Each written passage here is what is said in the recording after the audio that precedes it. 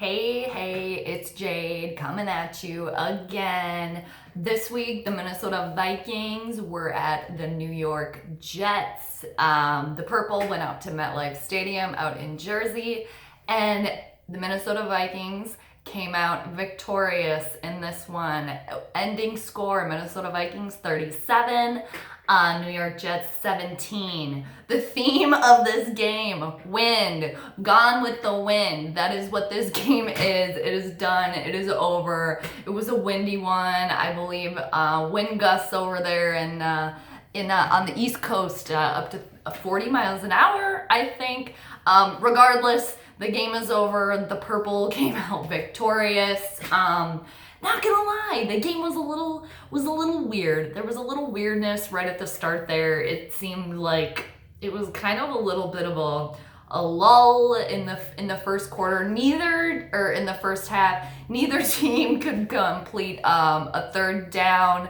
But I looked up also, there's a full moon coming up on the 24th. It's going to be in Taurus. So I was like, maybe this game is a little bit weird because there's a full moon coming up and it's in Taurus. Stubborn, man. Work hard. So the Vikings worked hard up until the very end. They actually closed a game out. There was a little while there in the third quarter where I'm like, oh, typical Minnesota Vikings fashion. They're gonna let the Jets back in on this one, but then Sam Darnold threw a couple terrible throws. One of them pretty much landed in Trey Wayne's lap. So the Minnesota Vikings were finally able to take advantage of some of the turnovers. There was at least one earlier on in the game where I think it was the third quarter, very quick 3 and out for the Purple after a turnover. I forget which turnover it was, second half.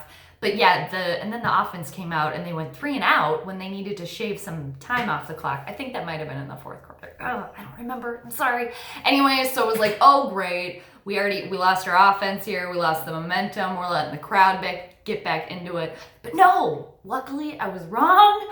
And the Vikings came out, and again, they were able to finish it off. They were able to put some points on the board. Dan Bailey, I think he only missed one field goal, 55 yards. Again, the wind issue. Other than that, pretty good there on the field goals.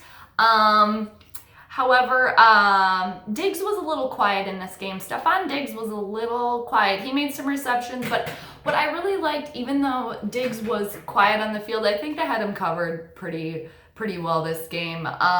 He had the momentum lifting spirit on the sidelines. I like that. I like that throughout the whole game. It was nice to see. Adam Thielen continues to be pretty amazing, pretty unstoppable. His 7th straight consecutive game with 100+ yards. Go Adam Thielen. Dalvin Cook, who cares that he's out? Because we got Latavius Murray. Rushed for 2 touchdowns. I think one of them was like, I gotta look in my notes. A 38-yard touchdown run by Latavius Murray. My dude, L Train. I like him. Let's just keep him in. Keep that train rolling. I really like it. The defense played pretty well too. Harrison Smith made a really good stop. It was in the first quarter, I believe. It was still the first quarter. Made a really good stop on what could have been a really big gain for the Jets. We're still really early on in the game, so I feel like that was a really big stop for the Purple. If the Jets would have gotten that one, I think that momentum could have really just shifted because the crowd seemed to be very annoying for Mr. Old Kirky boy, Mr. Kirk Cousins there. It seemed to be very bothersome to him. He had a few batted balls again. He threw some questionable ones where one of them to Kyle Rudolph in the end zone where that could have easily been picked off by the Jets, but somehow it wasn't. Kirk, what are you doing throwing some of those balls? Making me nervous. I'm still not a kissing cousin. I don't think I ever will be. I pretty much just accepted as the Vikings fan that I am that he is the quarterback for the team. Okay. Again, Cousins throwing backwards. What are you doing? Dude, what are you, don't do it. Just throw it away. I know he was under some pressure, the offensive line. Hey, maybe trade Dalvin Cook for an offensive lineman. Can we get that going? Can we get that cooking up? Can we? It's an idea. But anyway, Stephon Diggs landed on that ball, so lucky there.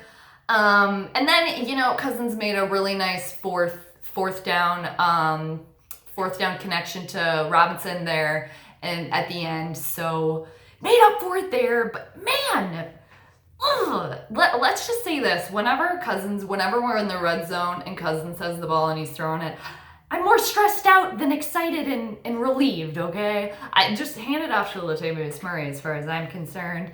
So there's that. Anyway, the Vikings, they got the win. However, Anthony Barr went down, as did Xavier Rhodes. So I'm really, really hoping that doesn't metabolize into anything more concerning.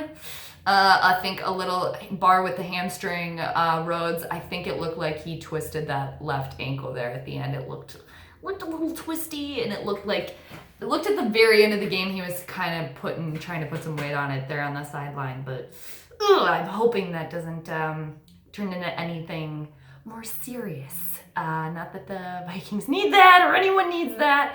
One of the best corners out there. And Barr too. I think Barr had a really good game. Harrison Smith too, really good game. Defense was playing pretty well. With Joseph out too, that was alarming. But yeah, the Purple were able to get the win, and they were able to, surprisingly enough, put up some points there at the end. And Dan Bailey making the field goals. Good work, dude. So the Vikings moved to 4-2-1. The Jets fall to 3-4. The Minnesota Vikings have the New Orleans Saints coming to Minneapolis next weekend. So Minneapolis Miracle game round 2. I don't know. Also, Teddy Bridgewater is with the Saints now, so I'm sure some Minnesota's Vikings fans out there are going to get nostalgic about all that business. But I'm anxious to see how the Vikings are going to do against in